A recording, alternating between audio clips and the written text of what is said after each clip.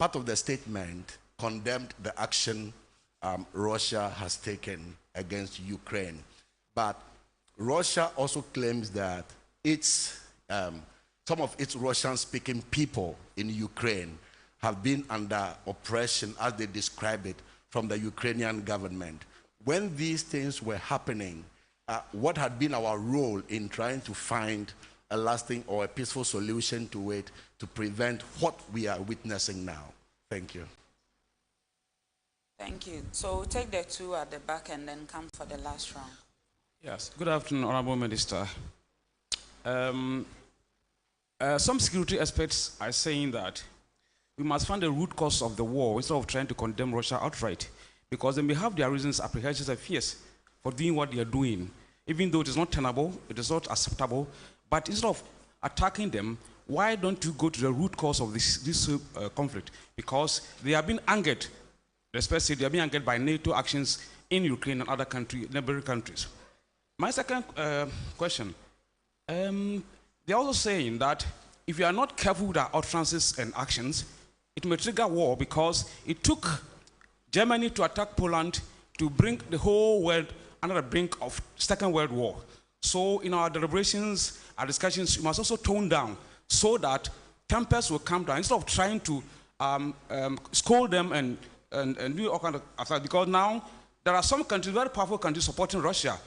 North Korea, Pakistan, China and co. against the NATO countries. So we must be very careful in our deliberations. Otherwise, it must also trigger maybe a third world war. What's your reaction on that assertion? Thank you, Nana. We'll take Kafui's question. My name is Kafui Day from Ghana Television. So last Friday, Ghana voted yes on a UN Security Council resolution demanding that Russia immediately stop its attack on Ukraine and withdraw all troops. What are Ghana's guiding foreign policy principles that made us vote the way we did last Friday? Thank you. Thank you for the question. Please, I beg you, some of the questions, it's as if when the Honorable Minister was making the presentation, you were not following.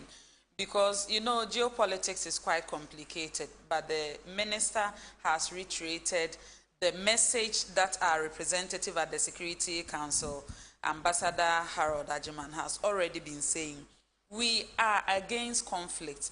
We are pro-dialogue and peace. So Ghana's efforts at the UNSC at all levels is to ensure that no more missiles, no violence, and they go back to the negotiation table to talk and find amicable ways of resolving the situation. So the issue about finding the root cause and all that immediately is not the point here. The point is to make sure the bloodshed stops and the conflict stops, and then they go for dialogue. So I'll go to the Honorable Minister. We'll come back for the last round, so let's go for the Honorable Ministers.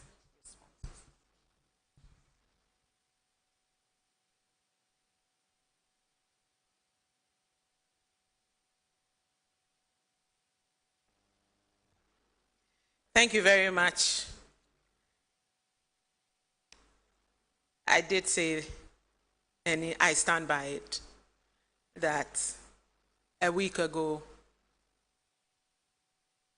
the world did not think that we'll get to this point. You are saying that it was predicted by, is it a radio station or a newspaper?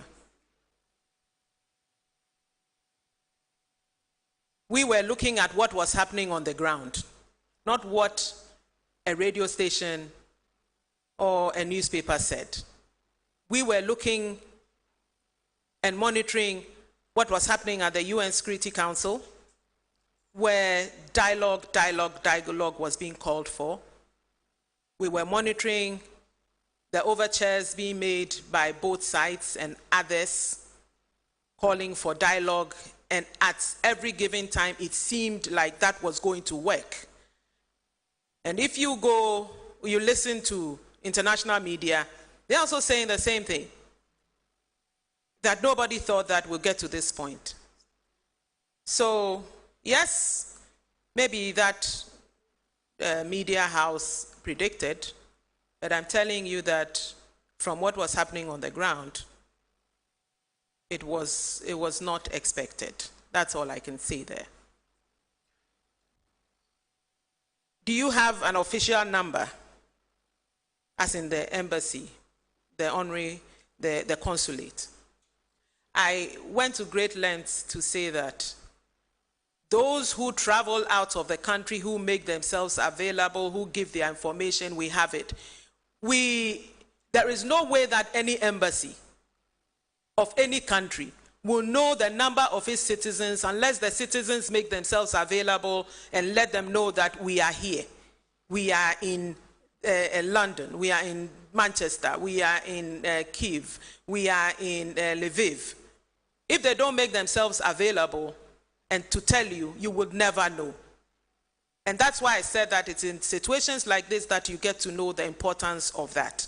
So we do not have an exact number of Ghanaians who are there. We wish we could. We wish we did. But that's not the case.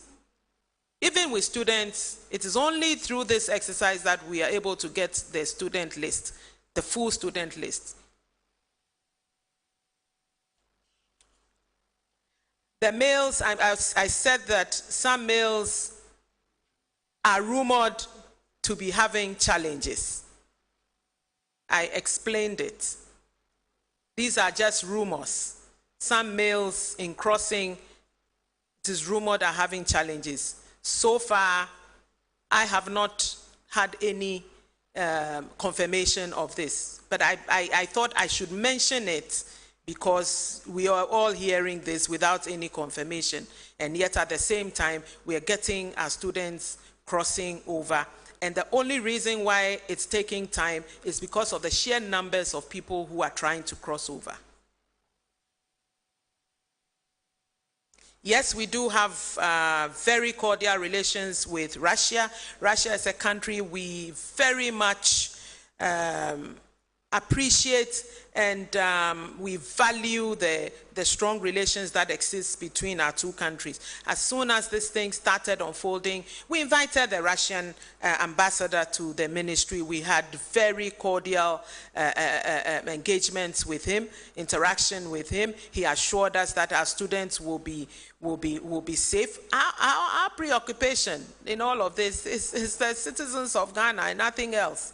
Yes, we are part of a committee of nations, and therefore what happens elsewhere should be of concern to us. But when this started unfolding, we had our first responsibility was to the Ghanaian citizens, and we had a very fruitful discussion with the Russian ambassador, who assured us that they will do all they can to enable our students crossover. What role did we play to prevent what we are witnessing? God has been so good to us. We are a member of the Security Council. We made statements, and if you are paying attention to this whole thing, you realize that it's about dialogue. We called for dialogue. We warned about the humanitarian consequences of this. We were talking about safety and security of all citizens, especially our citizens. These are the things that you can talk about. We encourage dialogue and peaceful resolution of the differences. So, yes, we have done our part like any of the big powers. They can go further than that. What we can do is what we did.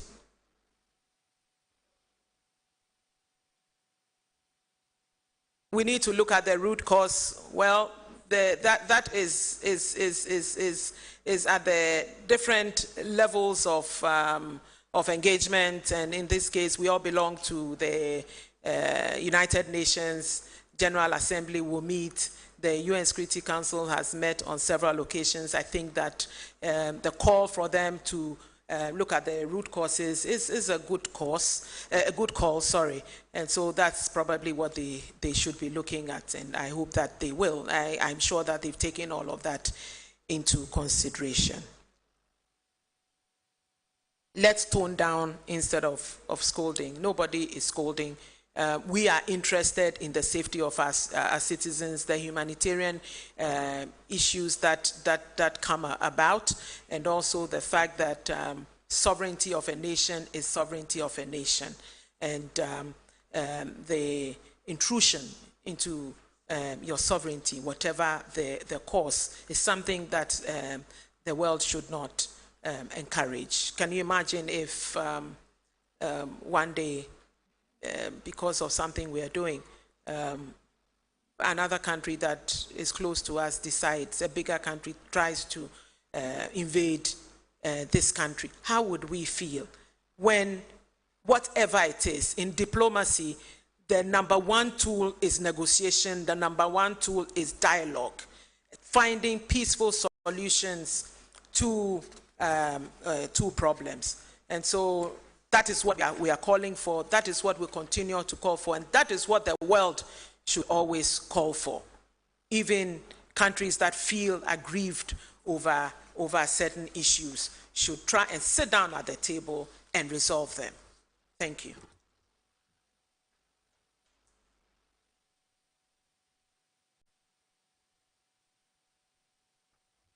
Thank you, Honorable Minister. So we'll take the last set of questions.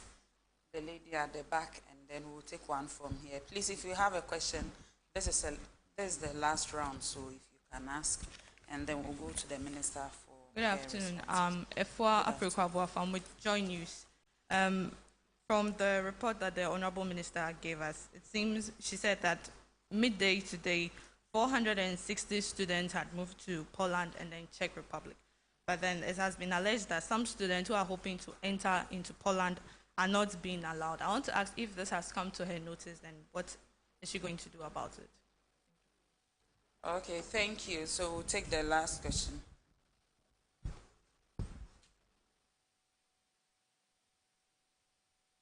Okay, we'll take the question again. I think we were cut.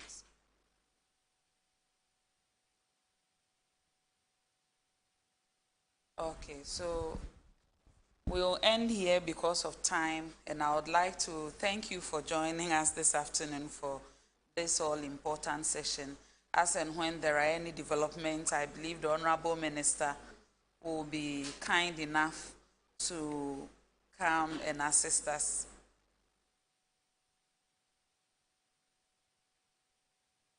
Okay, the Honorable Minister says 53 people have entered Poland. So that's it. I've been signaled that. Thank you so much for joining us. Honorable Minister, thank you for honoring our invitation, and we hope to meet some other time.